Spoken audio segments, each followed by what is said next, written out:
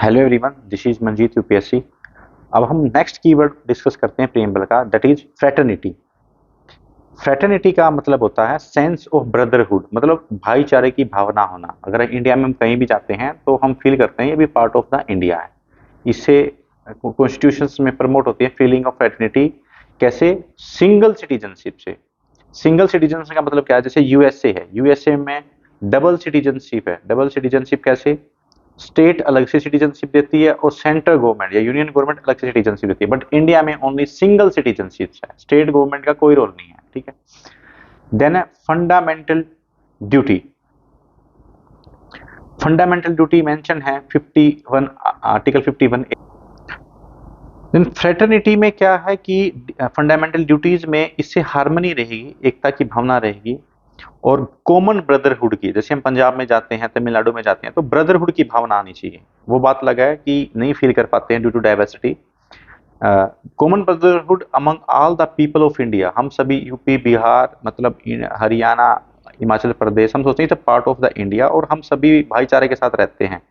और हम religious, language, regional और सेक्शनल बेस पे डाइवर्सिटी में हार्मनी डेवलप करते हैं। इंडिया को वर्ल्ड में जाना जाता है यूनिटी इन डाइवर्सिटी। जब हम आजाद हुए थे तो जो पॉलिटिकली थिंकर हैं वो ये कहने लगे थे कि इंडिया के बहुत सारे टुकड़े होंगे, जैसे यूरोपियन यूनियन के हैं, जैसे रशिया के हुए थे 1991 में डिजी इंटीग्रेशन ऑफ यूएसएसआर।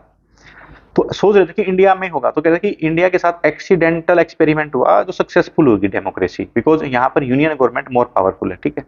अदरवाइज किसी ने अज्यूम नहीं किया था कि डाइवर्सिटी के साथ भी आप यूनिटी रख सकते हो। इसलिए प्रीएम्बल डिक्लेयर करता है फ्रेटर्निटी के टू थिंग्स मेंशन करता है। मतलब फ्रेटर्निटी में टू चीज इंपॉर्टेंट है। सबसे पहले जो डिग्निटी है, सेल्फ रिस्पेक्ट है इंडिविजुअल की, वो सबसे ज्यादा प्रमोट की जाती है। सेकंड क्या है? Unity and integrity of the nation. Unity का मतलब एकता की भावना, इंटीग्रिटी का मतलब हम जो हमारे स्टेट्स हैं वो इंडिया में बने रहें, ना कि सेपरेटिस्ट की भावना आए उनके अंदर। जैसे पंजाब में कभी कभी रिलीजन्स को लेकर आती है, तमिलनाडु में तो तमिल लैंग्वेज है, संस्कृत जितनी पुरानी है, वो सोचते हैं कि हम अगर अलग देश बन जाए तो बेटर, बट ऐसा नहीं है, ऐसी अच्छी चीजें नहीं है। तो इंटीग्रिटी और यूनिटी सबसे पहले सुप्रीम है। जो वर्ड है इंटीग्रिटी कब ऐड किया गया? 42nd कॉन्स्टिट्यूशनल अमेंडमेंट एक्ट 1976, इसको मिनी कॉन्स्टिट्यूशन भी बोला जाता है। अकॉर्डिंग टू के एम मुंशी, ये फ्रीडम फाइटर है और कॉन्स्टिट्यूशनल कमेटी के मेंबर भी थे, ड्राफ्टिंग कमेटी के मेंबर भी थे।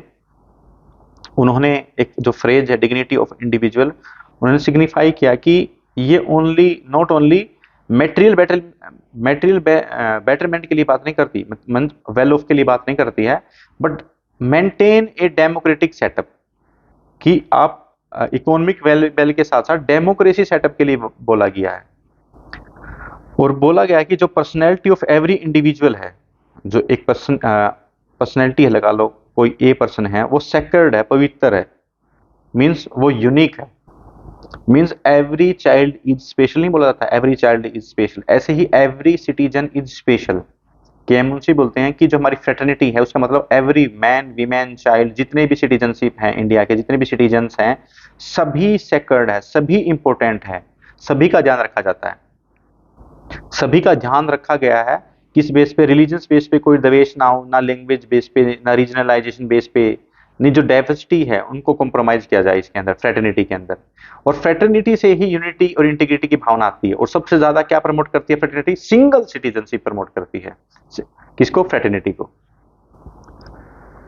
तो सम प्रोविजंस हैं फंडामेंटल राइट्स में भी और डीपीएसपी के अंदर, directive principle of state policy में भी। क्या है? किसके लिए है? डिग्निटी ऑफ इंडिविजुअल के लिए मेंशन है। कैसे? जो फंडामेंटल ड्यूटीज हैं वहां पर भी मेंशन है। आर्टिकल 51A में मेंशन है protect the dignity of women, ये लिखा हुआ है। ठीक है। तो fundamental right, DPSP, fundamental duty में सभी में मेंशन है, इंडिविजुअल डिग्निटी के बारे में बात की गई है।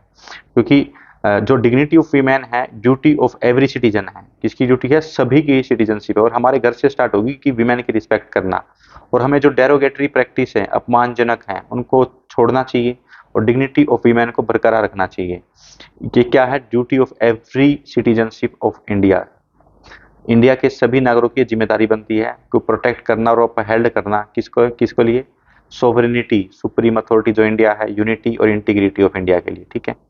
तो जो ये फ्रेज यूज की गई है unity and integrity of the nation, ये क्या शो करती है? Psychological as well territorial dimension के बारे में बात किया। साइकोलॉजी का मतलब मेंटल से है, मेंटल वेलबींग से है, मतलब सेंस ऑफ ब्रदरहुड।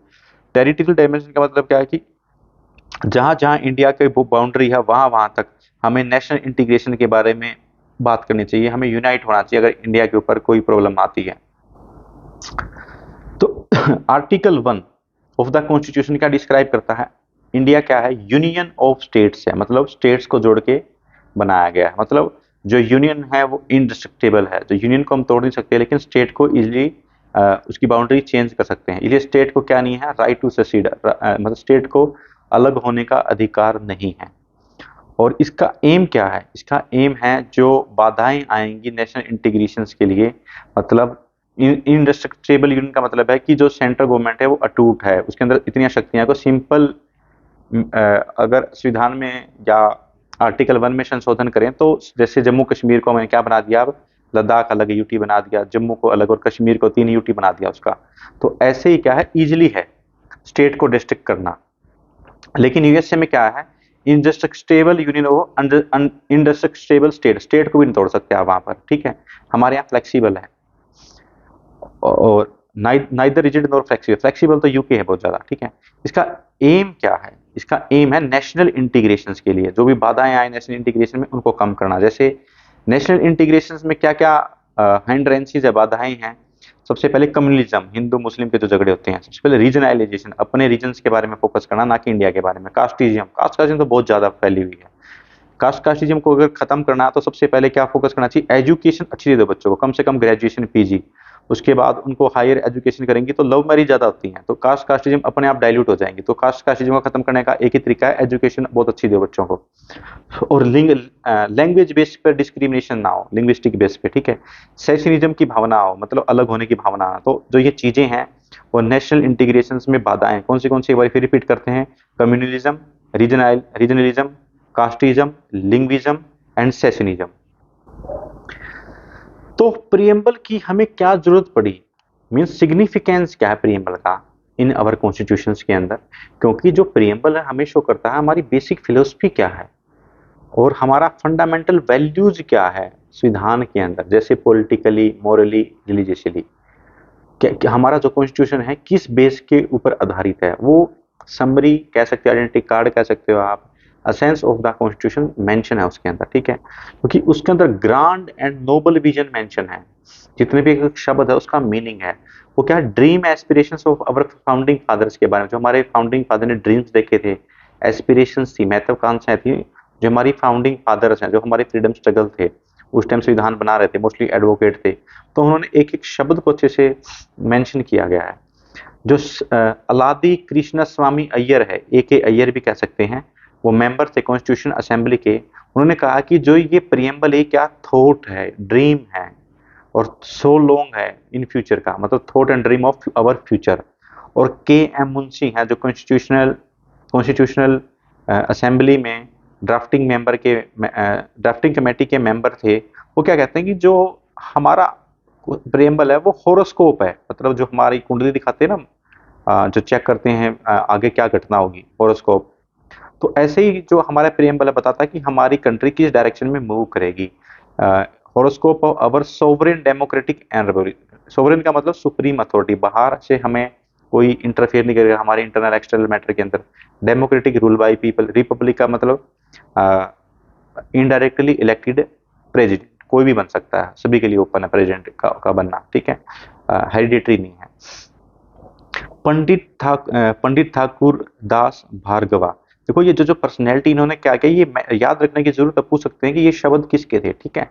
तो जो पंडित ठाकुर दास भार्गव थे, उन्होंने क्या बोला कि जो प्रियम्बल है वो मोस्ट प्रीशियस पार्ट है, मतलब सबसे इंपॉर्टेंट पार्ट है कॉन्स्टिट्यूशन का, और क्या ये सोल है, आत्मा है संविधान की, और की है अवर कॉन्स्टिट्यूशन की। जैसे ताला होता है ना, उसकी की जरूरी है, की के बिना ताला नहीं खुलेगा, तो बोला कि key and soul of the constitution, Bhargava ji ने बोला ये। और बोला कि ये जो हमारा प्रियम्बल ये जेवल सेट है, मतलब एक हार है उसके ऊपर नग लगे हुए हैं बहुत अच्छे, वो है। प्रॉपर यार्ड स्टिक है, प्रॉपर मेजरमेंट है। यार्ड स्टिक का मतलब नापने की एक छड़ी सी होती है उसको। One can measure the worth of the constitution, मतलब ये वर्थ दिखाता है, वैल्यू दिखाता है हमारी कॉन्स्टिट्यूशन